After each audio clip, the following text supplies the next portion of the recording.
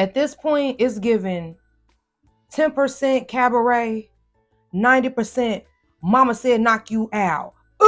Let's be clear, I ain't never took a loss. Every time I go shopping, I ain't gotta check the cost. Still independent, still my own boss. Still got bad bitches coming up they drawers. Keep the beat up like a motherfucking Frito. Lucci flaming hot like a motherfucking Cheeto. This is not an act, I am not Don Cheeto. So the nigga out, treat him like a free code. Yeah, you heard right, I'm a whole ass gangster. Made him eat my butt, I ain't even say thank ya. Thought he's gon' fuck, no nigga, I'm a prankster. I can make a thug nigga feel like a wankster. Pull up down my green like she go. What's up, Lucci gang? It's your girl Lucci V, and welcome back to my channel. Yes, I'm back with another video. Y'all see I done had this same outfit on for 3 recap videos, and y'all know I just got off the plane for real from LA, so I'm tired, but guess what? I'm still on here putting in work for y'all, so you better love me. But yeah, I'm going to recap Joseline'S Cabaret, Texas, episode 1. So if you would like to see how I felt about the episode, then stay tuned to this video right here. But first, make sure you like, comment, subscribe, hit the notification bell. Ding, ding, ding. And let's get it. Okay, so Miss Joseline is back for another season of the Cabaret. This is going to be, her 5th season. This is Joseline'S Cabaret, Texas. Everything big in Texas, baby, okay? So, let's get into it. The episode comes in with her... What's that? Oh, that's the shadow from my eyelash. Okay. The episode comes in with her riding up. Giddy up. Riding up on a horsey, baby. Okay. And she had like a little freaky outfit on with a booty out and all that. No shade. She looked good though. She looked sick. It was given like Xena, warrior princess. If you know, you know. Okay. But she actually says that she's training to like ride horses in competition. Like she says, since she's drug-free, alcohol-free, she needs something to like distract herself and keep herself busy. For like, hey look, I don't know if I believe that she's Coca-Cola free. No shade, that's just me. I don't know if I believe that. She was acting a little calm on this episode though, so she might not have had too much, but I think she did have a little 1 or 2. Oh no, I guess we'll see when the season continues if she start bugging up. But her and Ballistic are talking about a pool, about everything, you know, the girls, and about this season. And Ballistic, did he always look like that? Because he was looking old and tired and wore down and stressed out and beat up. I'm like, oh, she done wore this man ragged, honey, okay? Life is lifing for him, you could tell. But they talk about how there's a grand prize this season of $50,000, and she also says, Joseline says that she wants to bring back Wet Wet as the house mom, and Ballistic was like, girl, I don't know about that. But I mean, I just feel like I personally like Wet Wet. I enjoy Wet Wet on all the seasons that she was on. I think she's funny, and you know, I like that she be being authentically herself. But I do feel like I don't know if house mom is the position for her, because the girls, I don't know, they don't really be seeming like they respect Wet Wet too much. You know what I'm saying? So, I don't know. But I was crying when Joseline called Wet Wet on the phone to let her know she wanted her to be the house mom. She said, yeah, you know you can't come back as a dancer, girl, because you got 2 left feet. So that would be crazy. So, no. Like, Joseline. Then Joseline in her confessional talking about, we know Wet Wet don't got the look. We know her teeth messed up. We know she can't dance. I'm like, dang, like, I would feel this type of way. Like, you calling me to be the house mom, but you're dogging me out in the confessional. Like, girl, what's tea? Hello? But Joseline also says that she's inviting Erica Mena to host the party that they're going to have when all the girls arrive. And I never knew they were cool like that. Like, I don't know. That was kind of random to me. But I guess it's not random since Erica Mena is supposed to be having a show coming out on Zeus. But I don't know. I just did not know that Erica Mena and Joseline was cool like that. So then we get to start meeting some of the cast. They start to arrive, and I could not believe that Raven and Diamond came back. After they was talking about how Joseline was dogging them out and all that, and how Raven got that Undertaker choke slam on the last season to the pavement from Joseline, I definitely could not believe she came back. Like, do y'all like getting abused or something? Like, is that a turn on for y'all? Because what's tea, baby? I don't know how much I would have came back for. I don't know how much they would have paid me. I would need a big coin. Like, y'all done let me get chokeslammed to the pavement, and I could possibly get chokeslammed to the pavement again. Oh, I need a big fund, big fee, big bag, big coin. Cause what I, I don't know, clout and fame is a hell of a drug. That's all I'm gonna say. So Danny and Andrea from last season also come back, and Wet and Andrea have a disagreement inside of the sprinter because I guess apparently they've been getting into it online for a while. And Andrea felt like Wet talked about her kid because she said that she was a better mom to the voodoo doll than her kid. And then Danny also chimes in like, well, Wet, you was talking about me too.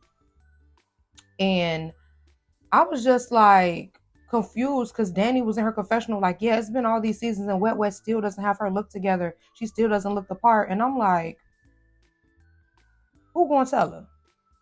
Because she don't look the part either. So I'm like, girl, her wig was real fat and big and floating in the air. Like,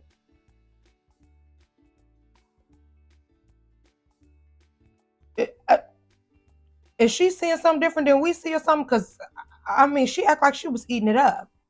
And she didn't eat anything. She didn't eat anything at all. She's starving. Matter of fact, she's still hungry. She ain't eat nothing up at all. Like, girl, are you cool?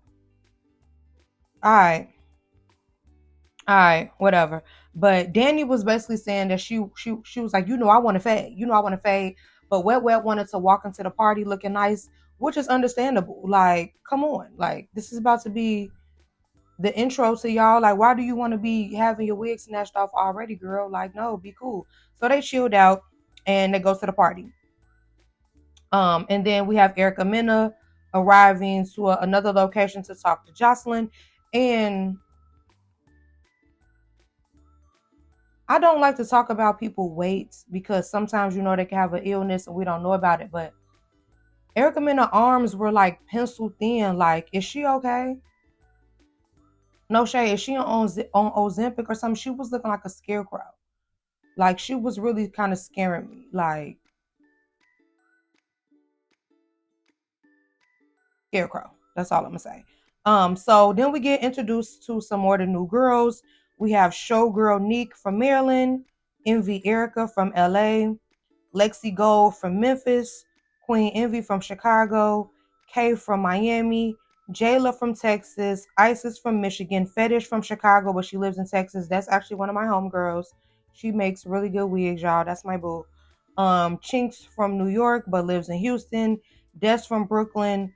Oceans. I didn't hear what Ocean said she was from. I don't think they said it on the show. And Monica from Tacoma. Okay. So they get to the party. It's like a masquerade party. It's lit. Everybody mixing and mingling. The mansion is nice. Everybody having a good time. The drinks are flowing. And Erica Mena is like going around talking to some of the girls, like asking like, what you finna bring to this season and, what makes you different, XYZ. And like everything was cool until she went to talk to Wet and Raven and Diamond. And then like in the middle of the conversation, Andrea and Danny came up. And it's like Wet had Andrea so bothered that she didn't even notice that she was sitting over there making a balled up face. And Erica Mena had turned to her like, and what's up with you with that face? Like, what's up? Like Andrea's like, oh no, I'm chilling. I'm just drinking my Tito. Ooh. She gagged you. She gagged you. She gagged you. She gagged you, Andrea. No shade. Erica Mena gagged her. Erica Mena gagged her. And it's like, Wet got you that bothered, girl, that you sitting here with a balled up face? Like, girl. Like, that's crazy. So Joseline finally arrives and she's talking to some of the OG girls. And, Raven had brought up the fact that Wet and Andrea were getting into it on the sprinter, like about, her talking about the kid or whatever. And Wet was just like, I wasn't talking about her kid, though. I was basically saying, and before Wet could even finish her sentence, honey, boom, Andrea just attacks her. And then from behind, Danny comes and is pulling her wig. Like, why y'all had to jump her? Wet is this big. Like, why are you jumping? That was lame. You get no cool points. You did not do your big one for pulling her wig from behind, Danny. Like, that was goofy and lame to me. Like, you did not do your big one. No shade. Okay. So then Danny and Wet run around. Then directly after that, Wet ran another round with Andrea. And I ain't gonna lie, I felt like Danny was getting Wet on their round. But Andrea on that second round they ran when Danny wasn't pulling Wet Wet hair, I feel like Wet Wet was getting her. I ain't gonna lie, I feel like Wet Wet was getting her. Period. And then Wet Wet starts dancing with Raven, like, yeah, and Danny comes and sneaks her from behind again. Like, why do Wet Wet have, like, every season Wet Wet has the girls in a frenzy? Ever since her first season she came on there, she has had the girls bothered. Like, I'm sorry. Wet Wet is the star of every season that she's on because she always has the girls hot and bothered. And I remember on Wet Wet very first season, I said Wet Wet is going to be the breakout star of this because she's just being her natural self and everyone can't take her. Like, I don't care if y'all think she irritating. We know her look is not up to par and all that, but like, she has that reality TV star quality. Like, that's just what it is. So that was the end of the episode. A lot of the episode was like Joseline talking and stuff like that, and a lot of girls talk. Like, y'all know how it is on the first welcoming episode. You just get introduced to the cast and all that woo woo. So next week it was like no Cabaret, all Royal Rumble. Like, the whole trailer for next week was straight like, at this point it's given 10% Cabaret, 90% Mama Said Knock You Out. Okay, like, that's what it's given on this show. No shade, but yeah, you guys, I was highly requested to recap Joseline's Cabaret, so I mustered up the energy. I drank a Celsius energy drink, and here I am. All today, I done recap Baddies, I done recap Young and Reckless, and now I done recap Joseline's Cabaret. I'm tired. Do you hear me? I'm tired. Okay, but yes, I hope you guys enjoyed this video, and as always, thank you so much for watching.